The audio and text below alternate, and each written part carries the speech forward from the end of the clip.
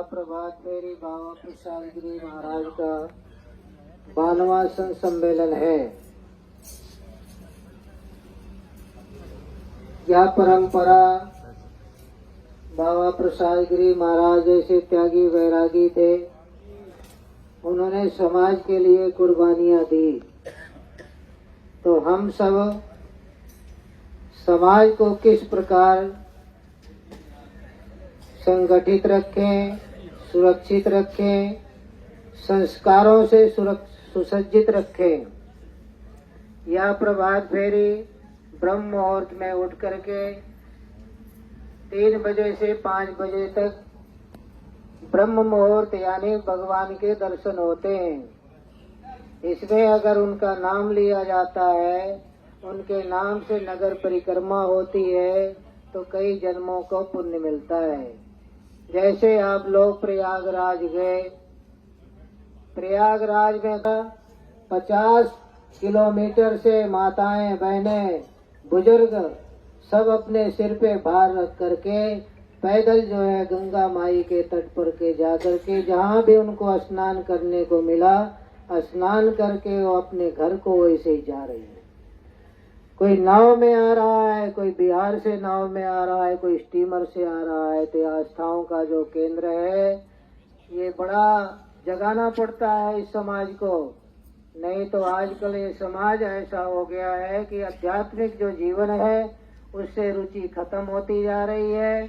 नाच गानों में ऑर्केस्ट्रा द्वारा जो नचाए जाते हैं माताएं बहनों को, जागरणों में आजकल जो ये कुरीतियां बुराइयां आ रही हैं, उससे जो अच्छा समाज है वो कटता जा रहा है। इन्हीं हमारे धर्म से अनेकों धर्म पैदा हो गए। बत्ती जलाते हैं, न धूप बत्ती जलाते हैं, न प्रसाद लेते हैं आपका, लेकिन गीत गाएंगे राम रहीम के। तो इसीलिए यह प्रभात फेरी संतों की जो महिमा है, हम लोग बाबा प्रसाद गिरी के संत सम्मेलन में हजारों किलोमीटर से दूर से संत महापुरुष आते हैं, वक्ता आते हैं। उनके खजाने में बहुत कुछ होता है, लेकिन सत्संग में कोई बैठ के राजी नहीं। हमारे घुटने तैयार नहीं कि हम बैठ जाएं, कथा सुन लें, सत्संग सुन लें। बहुत सारे महात्मा लोग आते हैं, लाखों रुपए उनको हम खर्च करके बुलाते हैं। अब सबके अपने अपने घरों में त्योहार होते हैं, कौन किसी के घर में जावे।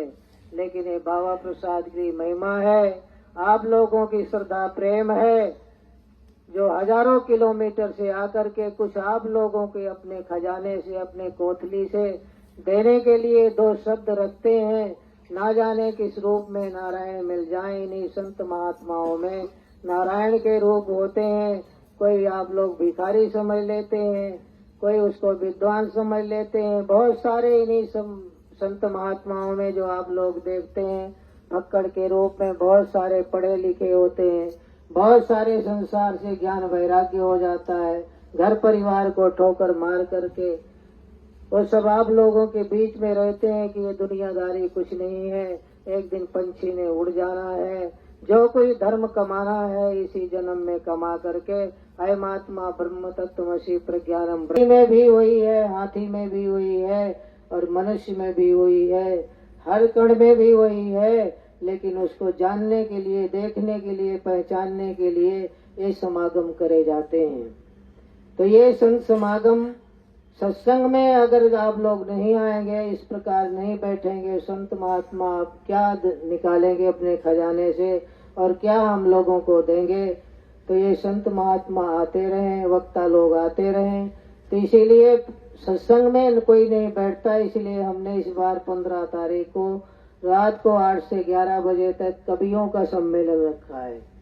तो उसमें पुरुष लोग भी आए। 11 बजे 8 से 11 बजे तक जरूर आप लोगों ने रहना है। कुछ हमने परिवर्तन करा है भंडारे के लिए भी, जो भंडारे ने 3-4 दिन देते हैं भक्त लोग, और भंडारे चलते रहते हैं। सत्संग में कोई आता नहीं। प्रसाद की दूसरी ये बगिया है। हमारे पूज्य गुरु महाराज जो है इसी प्रकार के वातावरण में रहना पसंद करते थे। एकांकी जी अपने लिए बनवाई है कि हमने महलों में बहुत रह लिया, कुछ झोपड़ी में रहेंगे, प्रकृति के बीच में रहेंगे। आगे का जो जीवन है वो क्या होगा क्या नहीं होगा, वो तो उन्हें बहुत सारे संसार में आए, बहुत सारे मठों को संभाला, बाबा प्रसाद की महिमा के हमारे गुरुजी ने संभाला। ये सब चलता रहे, ये समरसता बनी रहे समाज में। माताएं बहनें जो हैं वो इस बार सेवा के लिए जरूर तत्पर रहे, क्योंकि महापुरुष लोग जो भोजन करेंगे उसके बर्तन सफाई है, सेवा है, चरण पादुका की सेवा है। बहुत सारे बच्चे हमारे चरण पादुका सेवा में लगते हैं। तो आप लोग मंदिर में आइए, जूते कहाँ निकालना है, चप्पल कहाँ निकालना है। गेट के बाहर लोग बाइक खड़े कर देते हैं, दरबार के आगे बिल्कुल साफ सुथरा होना चाहिए, जूते चप्पल लाइन में उतारना चाहिए।